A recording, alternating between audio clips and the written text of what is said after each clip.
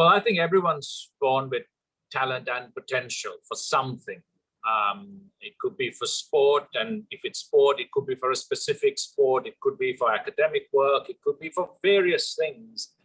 And it is very wrong to say that there are people without talent.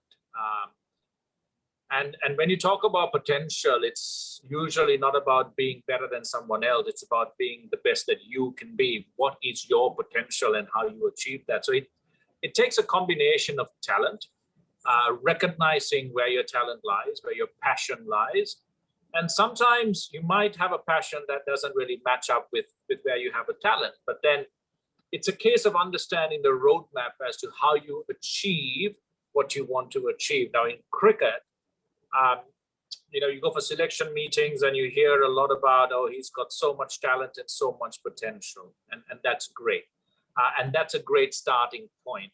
But then what are we doing at a foundational level to refine that talent and that potential into actual ability and actual quantifiable performances? Because we don't want that person to go through 15 years of cricket and still be labeled as someone with talent and potential. We would like to convert that into someone who's achieved a lot of things, achieved close to his potential, or is well on the way to doing that and fulfilling his own dreams as well as what we want for the side and the country. And it's the same with any profession. So talent and potential is really nothing without planning, without self-awareness, without a really good roadmap, without a questioning, inquisitive mind, without imagination and creativity that allows you to think beyond the constraints of what you're told that you can do, and also hard work, because any sort of success at any level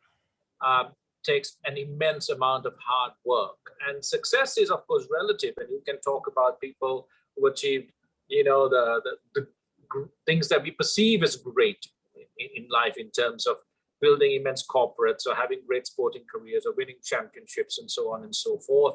And then of course you have, the media today feeds us the best of the best or the worst of the worst, and a large amount of us fall in between. But in our own spheres, when we talk about being the best that we can be as individuals rather than being better than someone else, we all have the ability to achieve things that are good and great in our own spheres, within who we are and where we work and how we work. And every single person who does any kind of job, be it in the news or not in the news, be it in the public eye or be it privately, all have that responsibility to do the best job that they possibly can. And that takes hard work. That takes talent. That they have potential, but then you've got to marry it with all the rest to really get to that final end stage where you are satisfied that you have achieved what you set out to do. And it doesn't have to be something that's in the public eye. It could be anything that you do. Take pride in it, plan for it, work hard for it, be imaginative, be creative, and be questioning all the time. What can I do to improve? What can I do to get better? Because one of the greatest things you have to keep in mind is that change is inevitable. But you need to change first. You need to read the trends. You need to read yourself. You need to read your own profession, and you need to understand what's coming next. Don't let others change the landscape for you and you're always playing catch up. You need to anticipate, you need to grow, you need to innovate, you need to change. So change with a really good plan, a positive change, is always what keeps you ahead of the game and keeps you moving upwards. Because you talk about consistency and being consistently excellent, it's always an upwardly mobile benchmark. It never stays at the same level, because there are others around you who are also changing, who are also advancing, who are also asking questions. And sometimes the right question provides, the most perfect kind of blueprint for you to develop on. So I would say that yes, talent and potential vitally important, but it's not the be all and end all, and it's never a measurement of where you will end up unless you have the rest.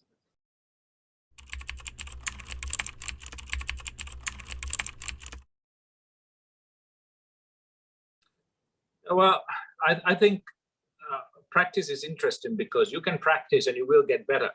Even wrong practice will get you better to a certain degree. And a lot of practice will also make you proficient to a certain level.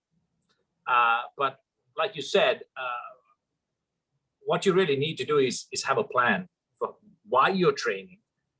And then you say, how are you going to go about that then? And you break it down, because if you're not scoring 50s and 100s and you're thinking only about hitting balls, it could be just that your fitness is not good enough to make you last and to have that focus and concentration. So you need to really be self-aware, because when you're talking about planning, it's not about listening to someone else tell you what to do. It's about you first asking yourself, what do I really need to improve, and really making an honest assessment of yourself. And I always think that the people who improve the quickest and kind of progress the fastest are the people who can ask themselves really tough questions and are really honest in terms of who they are and how they tick. Are they emotional? Do they what kind of an attitude do I have? Is that a positive attitude? What's my lifestyle like? Am I taking shortcuts at training? Am I really exploring every single option I have? Do I need to change anything about my personality, about my technique, about my support structure, about my off-field life, whatever it is? You ask these questions, and then if you can answer them honestly, it gives you a really good foundation on to say, okay, so I need to adjust these things. I need to improve these things. These are my weaknesses and these are my strengths. Now, traditionally in cricket, you're only taught to think of the positives and you reinforce them, but it's no use if you don't also honestly know what your weaknesses are. Because some weaknesses in cricket you can get over and improve, but the others you have to hide for as long as it takes for you to take wickets or score runs. And that is really key to balancing this out, because if I'm a left hand and I go out to bat, I know that the large majority of the times I'm going to get out caught somewhere in the slips in Test cricket. So it's inevitable that I will get out there. But what do I do to really score the runs that I need to score before that happens? And how do I reverse pressure on the opposition so they delay that bowling that perfect ball to get me out for long enough to make me impactful? And this is what I tried to answer at training. I would do my analysis, I would do my self-analysis, then I would analyze the opposition, I would analyze the competition I'm preparing for, what I'm going to face, and I would go in every single day to practice with a specific plan for that day. And sometimes it takes me 20 minutes to achieve it, sometimes it takes me 4 hours to achieve it. It doesn't matter. I will not walk out of those nets before I've answered the questions that I've set for myself for the day and really challenge myself to get better. The other thing is being in a comfort zone. When you're doing well, you always think, well, I'm fine now. I'm doing well enough. You don't have to bother with too many questions, too many changes. And that's a really dangerous place to be, because then you're not really challenging yourself to get any better. You're just stagnating in one place, and sooner or later, you're going to go down. And you're cruising, and usually in cricket or sport, when others are advancing, you cruise downwards. So you need to really challenge the intensity with which you train. So every single day, it's about trying to recreate the intensity you will face out there in the middle. And you need to be proactive in trying to find that. You need to go to your coaches and demand it of them. You need to go to the bowlers and choose the bowlers that you want to bowl at you. You need to get a specific guy throwing balls at you a specific way if you want to improve. And it's not about feeling good, really. When you're walking out of the nets, sometimes you just walk out knowing you've really challenged yourself, but maybe a couple more questions to be answered later on. So that work ethic is not about quantity, it's about real quality and answering the questions and the challenges that you set yourself. And then being able to take a risk, understanding, okay, I need to make a change. And I've changed the fundamentals of my game. I've changed my grip, I've changed my stance, I've changed my backlift, I've changed my stepping out. I've changed everything that I'm not supposed to change. And people in my own team used to warn me, what are you doing? What the hell are you doing changing these basics? And it was for me, the realization that I could not bat the same way year after year after year. And I need to keep changing to not just stay ahead of the game, but to stay level and to be excellent and to have and achieve my goals. So this practice ethic changes from person to person. It's a very personal thing. And the whole point is, Sanat Jayasuriya is a great example, right? And he had this amazing talent and potential, changed the face of one-day cricket. Was if you ask me today who I'll pay money to watch bat, and he'll be in my top 5. of all time, to go and really enjoy watching and this genius at work. It's the same with Mahela, it's the same with Aravinda, it's the same with everyone else. They have their own processes that get them there. The real question is, do you want to copy me or copy someone else? Or do you want to set your own markers down? Because in whatever you do, you're an individual, you have your own personality, you have your own strengths and weaknesses that are unique to you. Yes, you can learn from others, but you need to stop trying to copy everything from someone else and try to become an imitation of someone else. You have to maintain your personal integrity, your individuality, and work from that premise. I always tell young people who come and talk to me about cricket, because I say, we'll talk for an hour and we might talk about 100 things. You might only be able to use one of the things I say, or maybe even none, because whatever I say has to be applicable to you, because I'm talking about me. It's the same with a coach. I don't go and coach a batsman to make him a copy of me. I go and assess the batsman in front of me and I try to understand his strengths and weaknesses. And then I try and improve him to be as effective as possible in the role that he plays. It's the same with practice. It's the same with work ethic. It's the same with toil. There are no shortcuts. There is only good planning, good questions, a willingness to change, a willingness to challenge yourself, and a willingness to stay the course and sweat it out.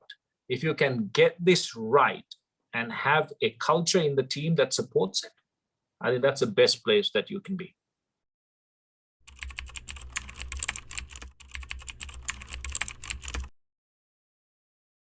Well, I think you need to find like-minded people. You need to create that culture around you. You need to be able to impact others in a positive way, make them see the value of what you want to create.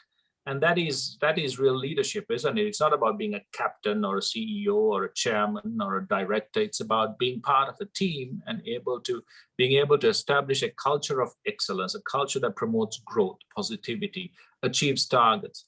It makes everyone feel valued. And each individual has a customized space to be the best that they can be and contribute to the best of their abilities, where everyone takes ownership for that journey and for achieving that final target. They take ownership of mistakes. They learn from it. They're not afraid to make a mistake.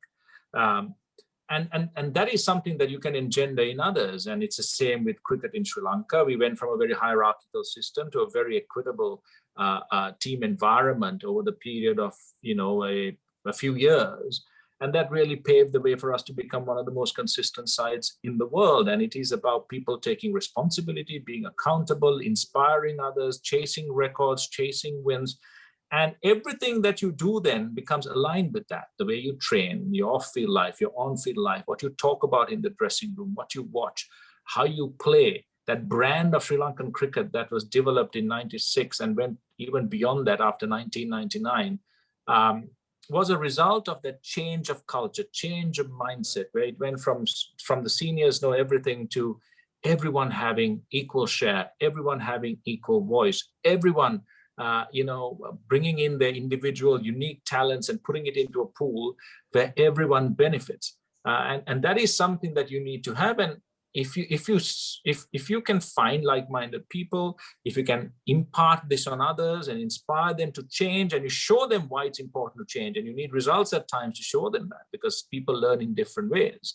But the most powerful is to lead someone down this path, this journey, and finally they actually achieve what they want to achieve. And that's a really powerful reinforcement of, okay, this is why I need to change and I need to be a part of this.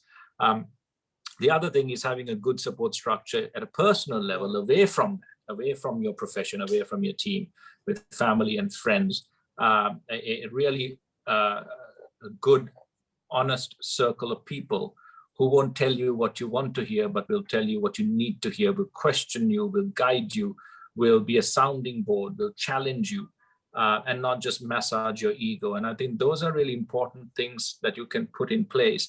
But at the end of the day, it's a matter of conviction. You look at yourself and say, do you want to stay the course or not?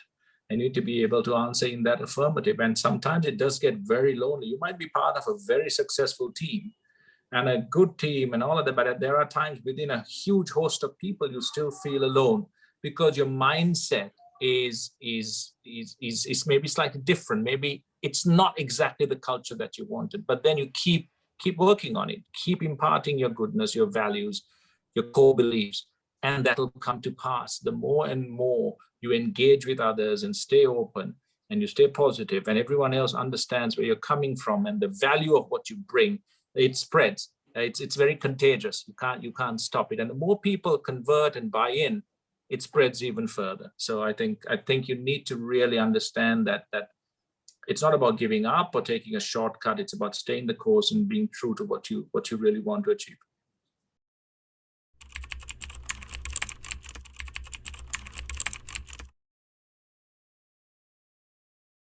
Well, it's a really tough question to find out exactly what you're good at. I'm not sure whether I was ever meant to be good at cricket. I just had to find a way that allowed me to be that. I used to love so many different things. I never dreamt of playing international cricket or being a part of an international side. I did, when I saw the 1996 World Cup, I thought, okay, maybe this is something I could do. But even when I was playing for NCC, there was a time when I was in the dressing room and we were all talking about what we wanted to do. And I said, I want to play for Sri Lanka as a batsman. And there was general laughter around the dressing room because no one, including myself, thought that I was good enough to play. And this was when I was about 19, 20, 2 years before I made my debut. And the important thing is to really try different things, try different sports. Don't settle on just one thing by the time you're 7 or 8. Some people discover their passions very late. Some people discover what they're good at or what they want to do very, very late. My daughter wants to be a veterinarian. She's 11. My son wants to be a zoologist. These are things that they have a passion for right now. These are my twins. Yes. So I think it's important for them to keep open minds, for them to experience whatever is out there in terms of sport, in terms of passion, in terms of learning and knowledge. And usually over time, you find what you love, you find what you're good at. And it's an interesting thing. I always say this when I see there's a clear difference between your identity and your skill. Your skill is what you do. So my skill is I'm Kumar Sangakkara, the cricketer. But my identity is not Kumar Sangakkara, the cricketer. My identity is a whole host of other things as well. Cricket is connected to it. But my role in life is not just to live and die known only as a cricketer. It's about various other passions I may have, impacts I will have on other people's life, different roles I play in different phases of my life. So please don't confuse your skill with your identity. You might be doing something as your skill, as your work, but you might have passion elsewhere. Pursue that too. Don't be one-dimensional. You can be multifaceted. And you'll never find perfect balance in life. I'm sorry to say, but it's true. At various times in your life, various things will take precedence over others. It's fine. It's okay. As long as you don't have tunnel vision, you do not lose focus on important, I would say not things, but people around you. Because we cannot live in isolation as human beings. We are always connected to family, friends, children, and others. And we need to understand the benefits of keeping those relationships close to you, keeping those relationships as open and as rich as possible. And along with that will come improvement in your skill and improvement in your identity. And you will add more and more things to your personality and your identity that you never thought possible. But your identity will start and remain with the core values that you always had, who you are as a person. So find out what you like to do, find out what you're good at, find out what your passions are, and pursue them. Go after them. Find the best way to do that. Find the avenues to do that. And if once you set your mind to something, you commit. You go all out, you achieve it. And that's not a bad thing. I think that's how everyone pursues their dreams. But always at the end of it, you need to be able to look back and say that you haven't confused your skill with your identity. It'll be interconnected, but safeguard your identity because that's what's truly remaining once your career is over. So just I would just like to end at that. Yes.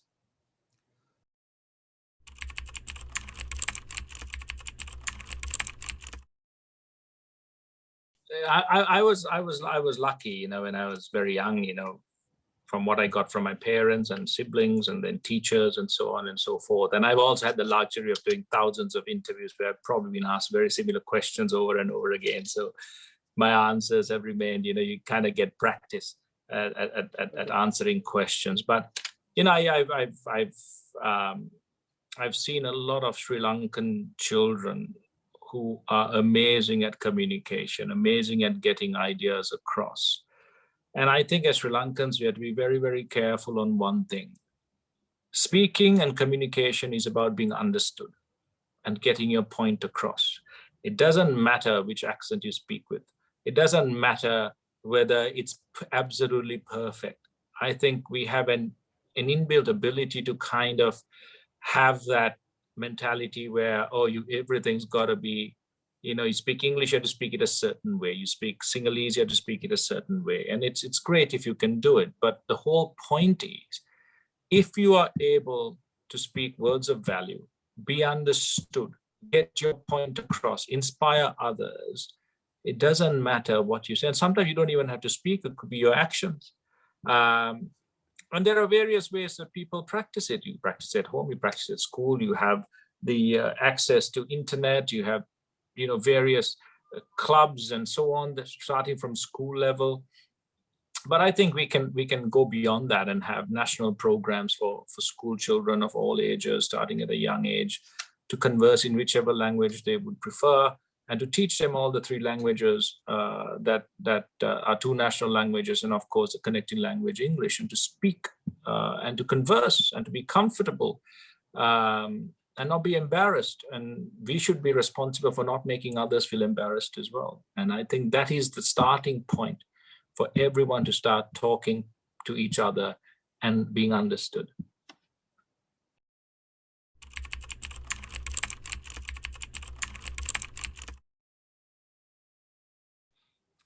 Well, when you start as a batsman in cricket, the first piece of advice you always get is that failure is the only guarantee.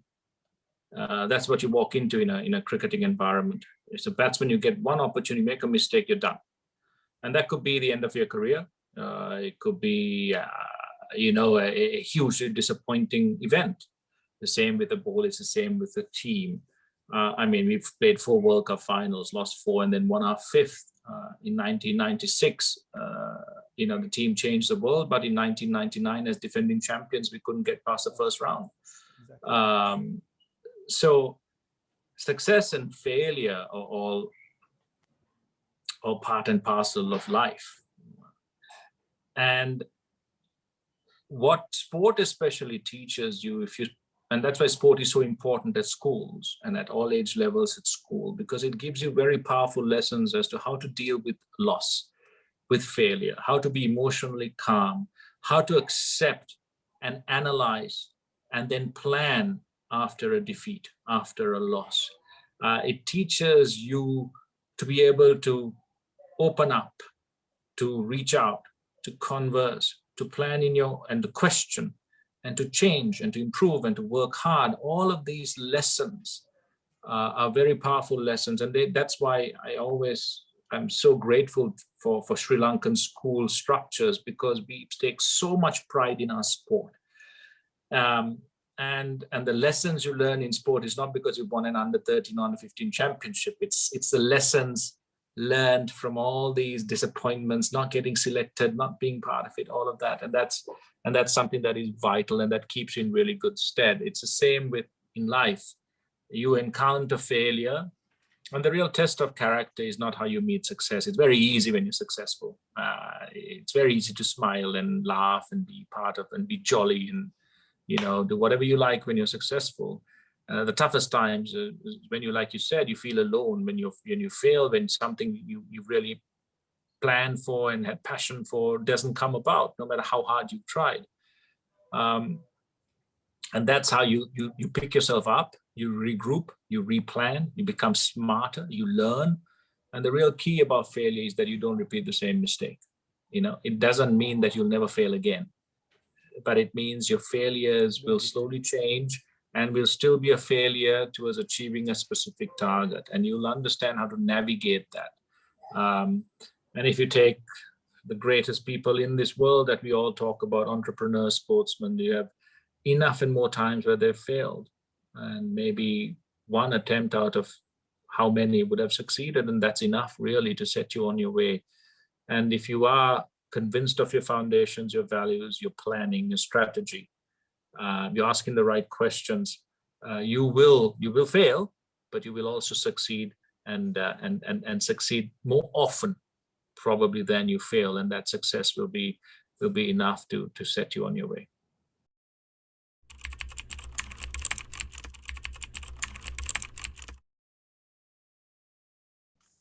I have this chat with my son all the time about focus, and the lesson I've learned from him is that he focuses very strongly on things that interests him. Mm-hmm. And if something doesn't interest you, I'm sorry, no matter how hard you try, the focus is going to be limited. And it's the same with all of us, right? What we have a passion for, what we're really interested in, we focus. And as we grow older, we understand that there are things that we don't want to do, but that requires our focus for a time. And reluctantly, we will still focus and get through it.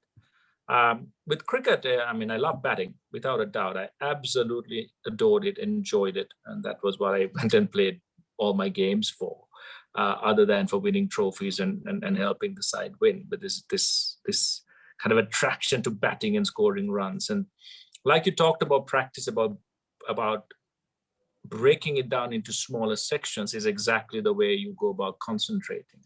There is a 10-second event, which is the bowler's run up, the bowler delivering the ball, you hitting it, there's a result out of that ball, and then it's another 10 seconds before the bowler walks back and starts that process all over again.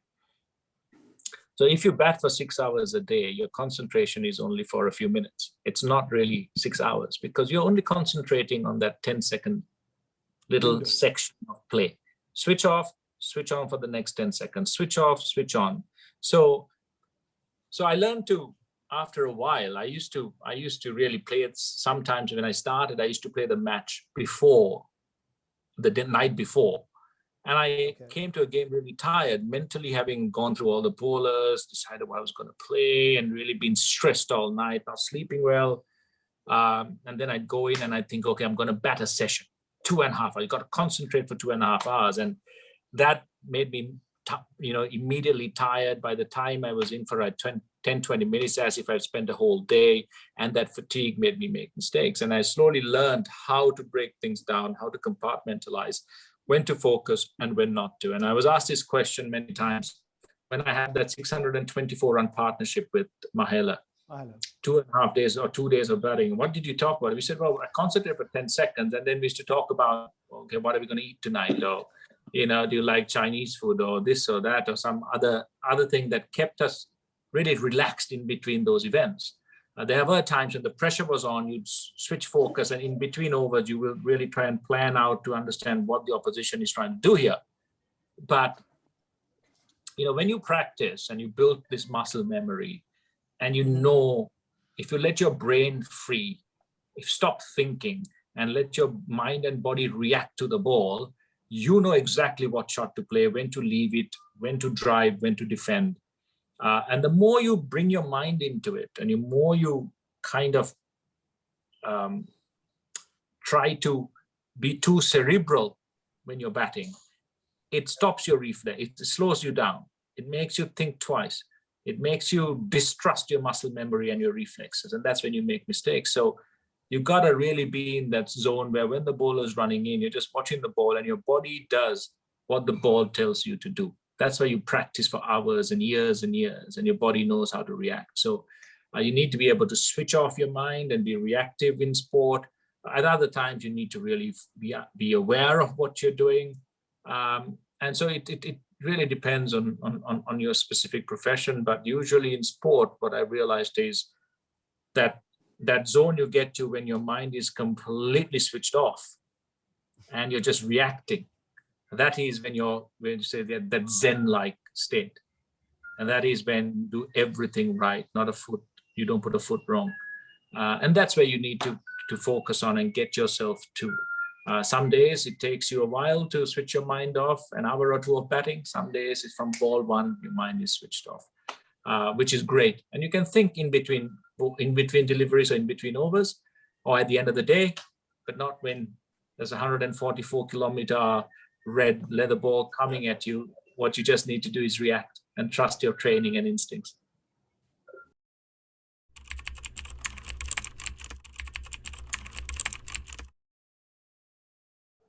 I think the most important thing is if you don't know about a certain field and you're involved in it, get a team that knows everything about it around you, so that you have great judgment, great expertise that you can trust, so that that's really key, to have those resources around you, experts.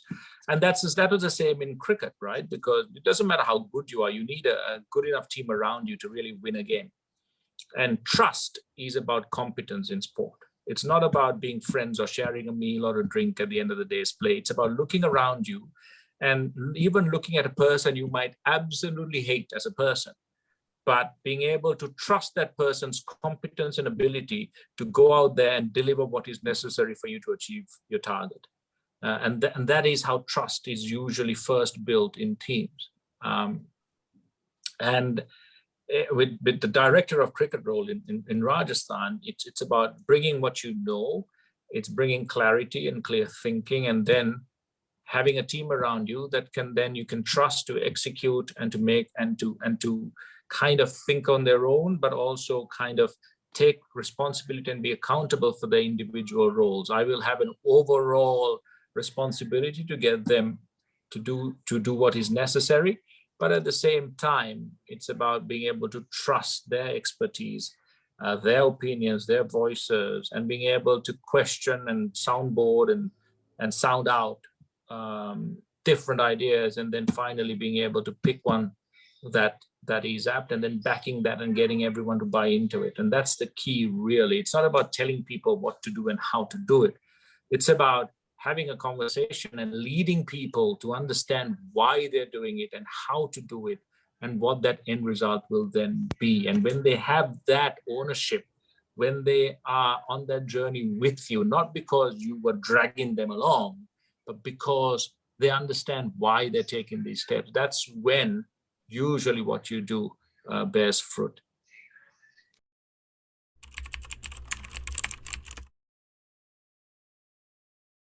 Find out what is important to you, not in terms of what you do, but what's important to your core values, your core beliefs, your core people, your support structure, and you stand true to them. And if you are a person of faith, I think it's very important that you have a strong base in whatever faith that you have, what your beliefs are, because that gives you the strongest foundation upon which to build for your future. And whatever comes after that will be beneficial because your foundation is good. So have faith, not just in yourself, but have faith in your core beliefs, in your core values, in your philosophy, in your religion, whatever it is that makes you who you are, that gives you strength, clarity, and vision and wisdom. Stay true to it, and everything else usually will fall into place.